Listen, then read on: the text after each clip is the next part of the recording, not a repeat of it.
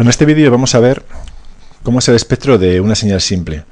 Luego en vídeos posteriores nos centraremos en el espectro de las señales compuestas y en cómo afecta el ancho de banda de un canal en la transmisión de dichas señales. Vamos entonces con las señales simples.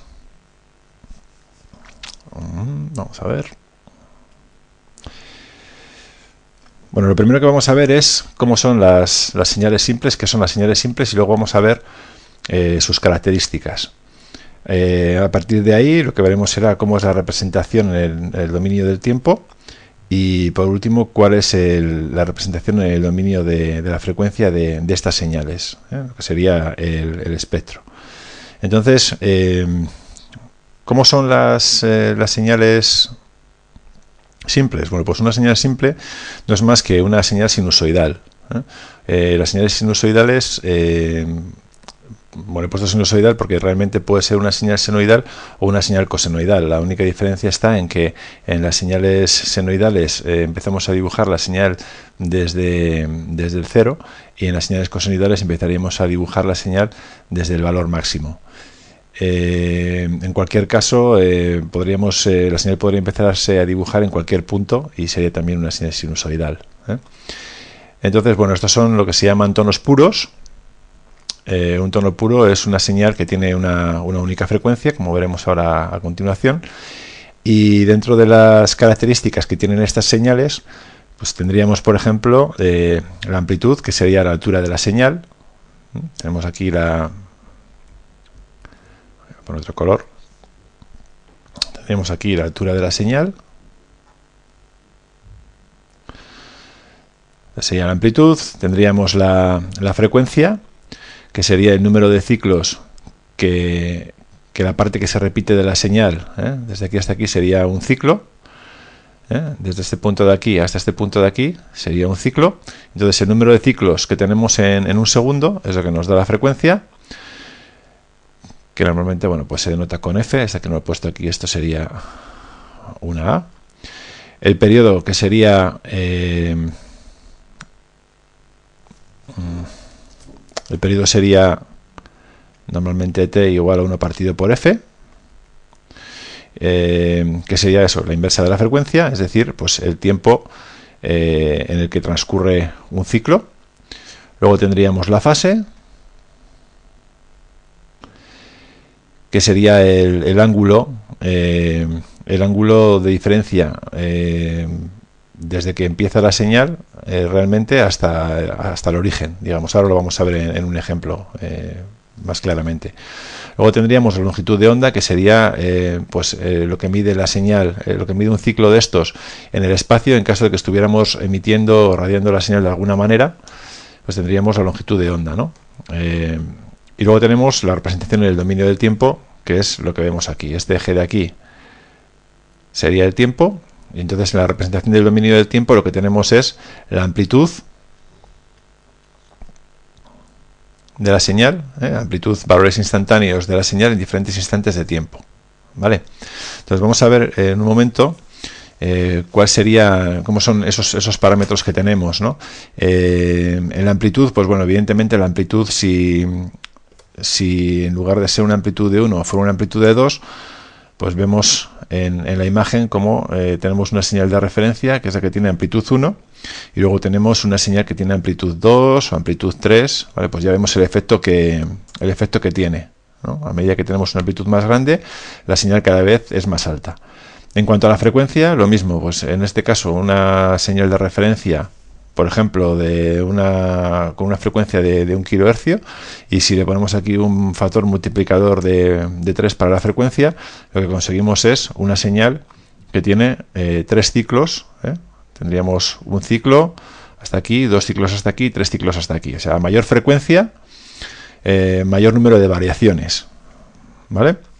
Y luego tenemos la fase, en la que, pues bueno, esto sería lo que hemos comentado, la fase 0, y después, en función del valor que tengamos aquí, por ejemplo, si le ponemos 45, pues esta sería una señal con un desfase de más 45 grados. Si fuera menos 45,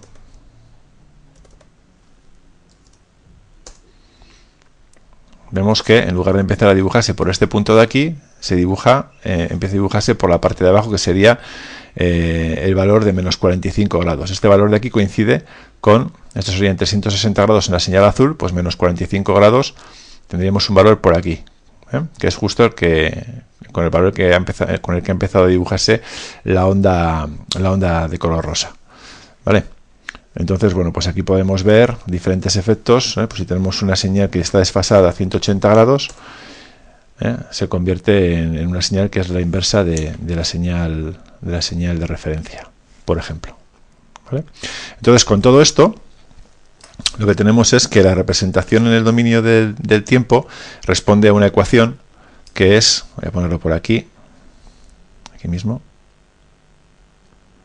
v de t es igual a la amplitud, esa amplitud máxima, la amplitud de pico, por el seno de omega t más el ángulo de fase, donde tenemos que este valor de aquí, omega, es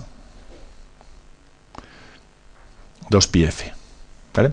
Entonces tenemos varios parámetros que son características de la señal. Tenemos la amplitud, tenemos la frecuencia y tenemos la fase. Luego el tiempo sería la variable con la cual calculamos v de t y con la cual conseguimos los diferentes valores instantáneos de la señal para diferentes instantes de tiempo. ¿De acuerdo? Bien, pues bueno, en una representación en el dominio del tiempo, como esta que tenemos aquí, tendríamos todos los parámetros necesarios para calcular la señal entera, ¿no? Tenemos la amplitud, podemos saber cuál es la frecuencia y podríamos saber también cuál es la fase, con lo cual tenemos completamente definido nuestro tono puro. Ahora bien, ¿qué ocurre con el dominio de la frecuencia, con lo que sería el espectro de la señal? Vale, pues en el espectro de la señal tendríamos una representación en la que en este eje horizontal tenemos ahora la frecuencia y en el eje vertical tenemos también la amplitud. Normalmente cuando se habla de espectro se suele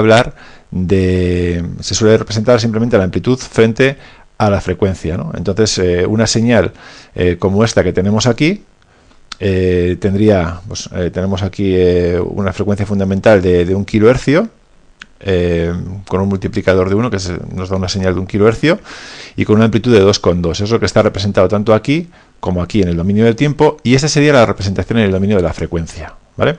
Vamos a añadir otra señal, por ejemplo, pues una señal que tenga una frecuencia el triple de la anterior. Tenemos aquí el factor multiplicador. Si la señal original es de 1000, pues esta señal que vamos a hacer ahora va a ser una señal de 3000 hercios, ¿no? Y le vamos a poner una amplitud, por ejemplo, de 1,5 voltios, por ejemplo. Entonces nos aparece aquí la señal. Al igual que teníamos antes en el ejemplo, pues ahora tenemos que un ciclo de la señal azul, en un ciclo de la señal azul nos entran 3 ciclos, 1 hasta aquí, 2 hasta aquí y 3 aquí, 3 ciclos de la señal de color rosa, y el espectro en principio sería lo que tenemos aquí. Tenemos 2 rayas, una de ellas es la amplitud de 2,2 que tenemos aquí y otra es la amplitud de 1,5 que tenemos aquí. ¿Qué ocurriría ahora si introdujéramos, por ejemplo, la fase también, un valor de fase? Bueno, pues si por ejemplo a esta señal de aquí le ponemos una fase de 45 grados, lo que ocurre es, fijaos que realmente nos aparecería, bueno, en primer lugar cambia aquí cuál es el punto de comienzo de la señal, y en el espectro tendríamos también el indicativo de que esta señal que tenemos aquí, que sería una señal de una frecuencia de 3 kHz y una amplitud de 1,5, pues tiene también una fase de 45 grados. Y aquí lo que nos aparece es la suma de las dos señales. Se puede ver cómo afecta de tener las dos señales en fase a tenerlas desfasadas, cómo cambia la suma de las dos señales, ¿vale? Eso quiere decir que la fase es importante, La fase es importante. Lo que pasa es que normalmente cuando se dibuja el espectro no se suele tener muchas veces en cuenta y solo nos limitamos a poner lo que es la amplitud frente a la frecuencia. Pero el espectro completo sería la amplitud frente a la frecuencia y la fase frente a la frecuencia. Si pusiéramos aquí un valor, por ejemplo, de menos 30 grados,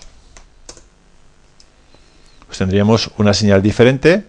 El espectro ahora sería hacia negativo y bueno, pues aquí tendríamos la representación en el dominio de tiempo de las dos señales.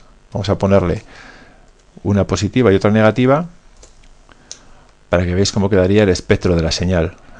El espectro de esta señal que tenemos aquí sería la suma de estas dos señales y en el dominio de la frecuencia sería una señal a 1 kHz con amplitud de 2,2 y aquí una señal de 3 kHz con una amplitud de 1,5 y las fases correspondientes de cada una de ellas, pues una con un desfase de 15 grados y otra con un desfase de menos 30 grados. Bueno, pues eso es lo referente al espectro de las señales.